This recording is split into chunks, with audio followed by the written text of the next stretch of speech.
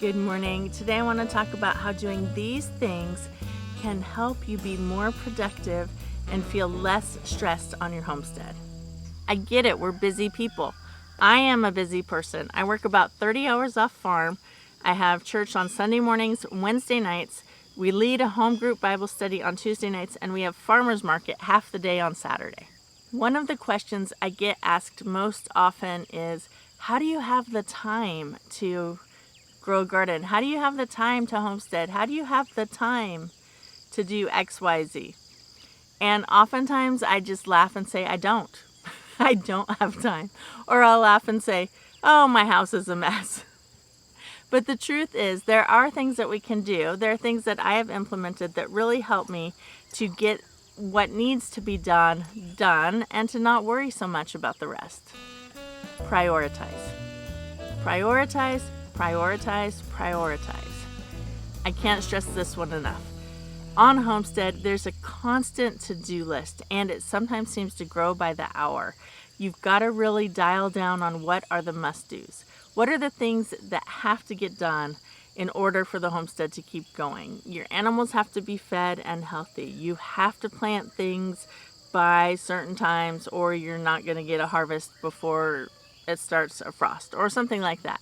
We have a part of our barn that a wall is starting to get a little bit weak. If we don't fix that pretty soon, the side of our barn could fall down. So that has just gotten moved up to the top of the priority list.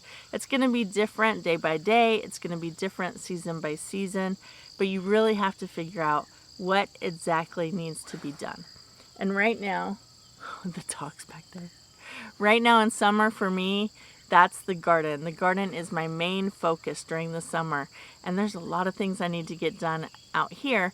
And so once I know that the garden is my priority, now I have to come into the garden and I have to prioritize what in the garden needs to be done. And that is a whole nother list. So today I'm going to focus on the area when you walk up to the garden. It's got weeds up to about thigh high, and I'm tired of wading through those. A little toad, actually not such a little toad, hopped out of there the other day and really scared me. And I was like, I'm glad that was a toad, not a snake. So I want to get that entrance taken care of. And so that's what my priority is for today. That kind of ties in with the next one, which is to work with the weather, not against it. There's a couple of things that I mean by that. And for instance, in the space where I come in the garden and the weeds are really high, we've been in a drought. Pulling weeds has been really difficult because our ground is rock hard and some of these weeds have pretty deep taproots. Well, this weekend, thank goodness, we got about 3.5 inches of rain and our ground is nice and soft still. So I'm going to take advantage of that by pulling as many weeds as I can while the ground is wet. So that's one thing that I mean by work with the weather. Another thing that I mean by work with the weather is come outside and do your farm chores. Come outside and do your gardening while it's cool.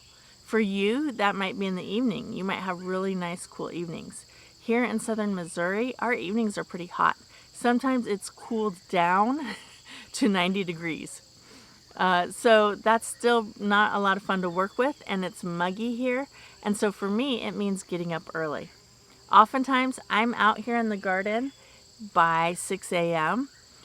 Because that's when it's cool. It's in the 70s, and so it's a nice, good time to work out here. And also, it's light. We're at the bottom of a valley, so it's light for about an hour and a half before the sun actually crests the treetops behind me, which it's about to do right now. And once that happens, it gets hot really quickly. So if I want to beat the heat and I want to beat the humidity, I have to set my alarm a little bit earlier. Find little pockets of time. We don't often here on our homestead have a whole day to devote to farm work. And even when we do, it's hot and it's hard work and we're sweating and it's gross and we don't want to be out that long. So I have found that I can come out and spend half an hour here, 20 minutes there, sometimes as much as just like 5 minutes. I'm just going to run out to the garden and I'm going to weed one little section of the garden. If you find these little pockets of time throughout your week, you have a lot more time than you actually think you do. And also you can get a lot more done in a small amount of time than you think you can. I remember a story my cousin Stephanie told me about when she was a teacher at a public school, and she had this, I think it was a grade partner, so there were 3 of them on the grade level, and one of the grade partners was just always bringing in classroom decorations for all of them, or extra supplies for all of them, or, she had made these little, math worksheets or whatever. And every time when Stephanie asked her about it, she said, oh, it just took 5 minutes. It just took 5 minutes.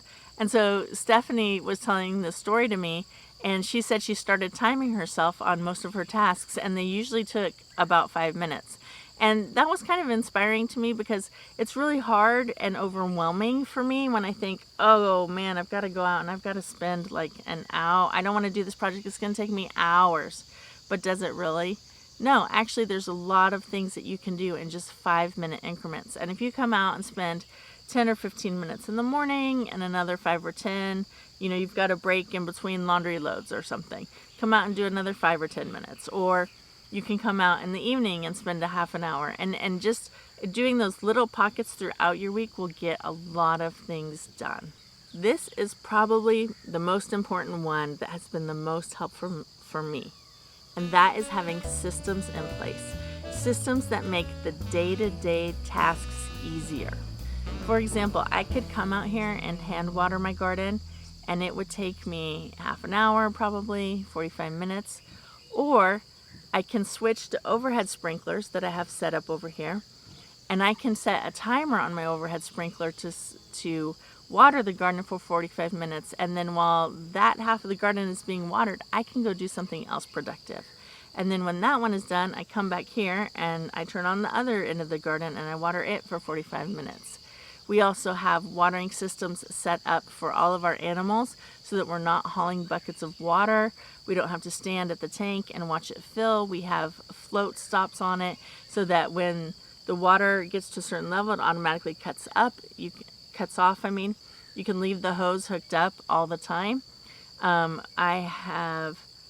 What else do we have that's automated? We have our chicken feeders that we make like the ones that Kevin and Sarah have at Living Traditions, so that we are only filling up our chicken feed once a week instead of on the daily, which is what we were doing before. Each of these little systems that you put in place take some of the burden off of you for the daily tasks so that you can focus on those things that are on your prioritized list. If you're still feeling overwhelmed after all of these tips, watch this video I made about how 1 degree of change can make a huge difference and impact in your life. You'll find it very helpful.